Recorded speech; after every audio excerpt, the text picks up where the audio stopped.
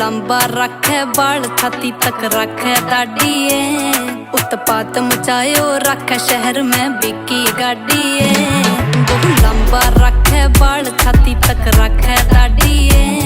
उत्पात मचायो रखे शहर में बिकी गाड़िए